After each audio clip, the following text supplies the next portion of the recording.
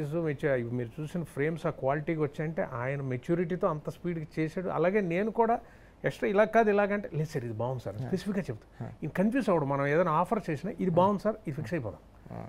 So ఆ బాలరెడ్డి గారు చేసినా నేను ఎవరు తనకి ఏం కావాలో అంతే, అంతకు మించి ఒక మెతుకు కూడా తిండండి. ఒక డ్రాప్ ఎక్కువ లేదు డ్రాప్ తక్కువ లేదు చాలా అంటండి. సూపర్ సూపర్ అండి. నాకు డైరెక్టర్స్ అంత క్లారిటీగా ఉంటే ముచ్చటేస్ I feel very, because director is the captain, ultimately డైరెక్టరే కదండి కమాండర్. ఆ కాన్ఫిడెన్స్ డైరెక్టర్లో చూస్తే యాక్టర్స్కి అది కాన్ఫిడెన్స్ వస్తుంది, యాక్టర్స్ నుంచి రాదు కదా, డైరెక్టర్స్ నుంచే we draw that source of energy and confidence. అది ఉన్నప్పుడు చాలా హ్యాపీగా ఉంటుంది. సో చాలా క్లారిటీగా ఒక్క సెకండ్ వేస్ట్ చేయకుండా, ఆర్టిస్ట్ ఎనర్జీ తగ్గిపోకుండా, ఆర్టిస్ట్ని మేనేజ్ చేసుకుంటూ అసలు ఏంటి ఇలా చేసామా ఇంత సుఖంగా ఒక సినిమా నేను లైఫ్లో అతి సుఖంగా చేసిన పిక్చర్ ఇదేనండి మారుతున్నారు. సూపర్ కదా సుఖం అంటే ఇది మామూలు విషయం కదంటే ఒక హీరో పెద్ద రోల్ చేస్తూ హీరో క్యారెక్టర్ చేస్తూ కూడా ఎంత సుఖంగా చేయడం అంటే అంత క్లారిటీ అండి.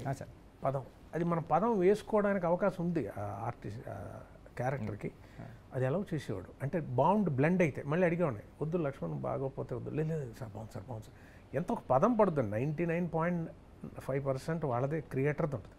బట్ మమ్మల్ని అక్కడికి వెళ్ళి నించో పెట్టాక ఏదో ఒకటి వస్తుంది కదా, we should contribute, we should compliment, అంతేగాని అప్పచెప్పడానికి కాదు కదా. అలా అని చెప్పి మనం లైన్ దాటి చేయకూడదు, క్యారెక్టర్ దాటి చేయ.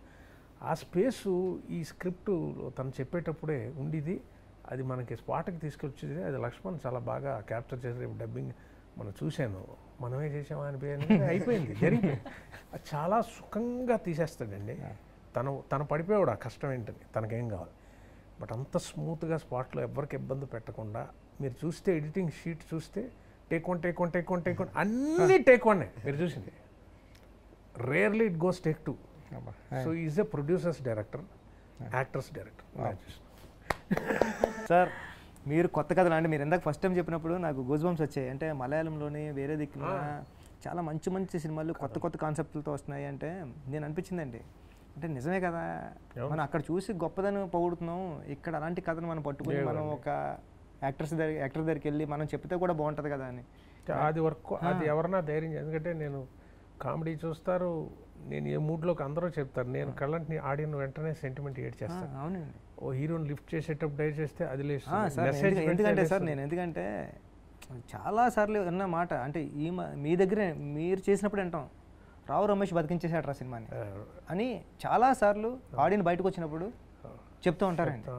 చాలా క్యారెక్టర్ అన్ని క్యారెక్టర్స్ని యాక్సెప్ట్ చేసిన జనం నుంచి అప్రూవ్ చేసుకొని సక్సెస్లో ఉండి మళ్ళాంటి వాళ్ళని వాడట్లేదే. ఆ చిన్న ఒక బడ్జెట్లో కథలు చెప్పచ్చు, మిగతా అది జరుగుతాయేమో అని ఒక ఆశ, హోప్.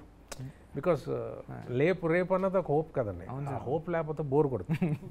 ఇక్కడ పడుకున్న పిల్లలు లేస్తాడు, లేచినోడు నడవడానికి ట్రై చేస్తాడు, ఎందుకు పరిగెత్తాలని చూస్తాడు, దానికి ఒక కారణం లేదు.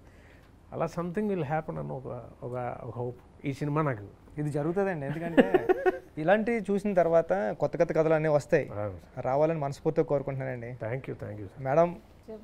మీ టీం అందరికీ, లక్ష్మణ్ అందరికీ ఆగస్ట్ 23 కోసం వెయిటింగ్. నేను ముందే చూసేస్తా, ఎందుకంటే ఎంతమంది ఎంత బాగుందన్నప్పుడు నేను ముందే చూసేస్తాను. మళ్ళీ మీ షూటింగ్ మొదలవుతుంది, టైం ఉండదు. చూసేస్తాను సార్, నేను నిజంగా మీరు టైం ఉండదు. మీకు ఈ సినిమా పెద్ద హిట్ అవ్వాలని మనస్ఫూర్తిగా కోరుకుంటున్నాను madam. Thank you so much. మీరు వచ్చి మమ్మల్ని ఇలా ఇంటర్వ్యూ చేయడం, మాకు సపోర్ట్ చేయడం, మీ టైం తీసుకోండి, నిజంగా వీ ఫీల్ హానర్. రాకపోతే కవిత గారు కాబట్టి వచ్చారు.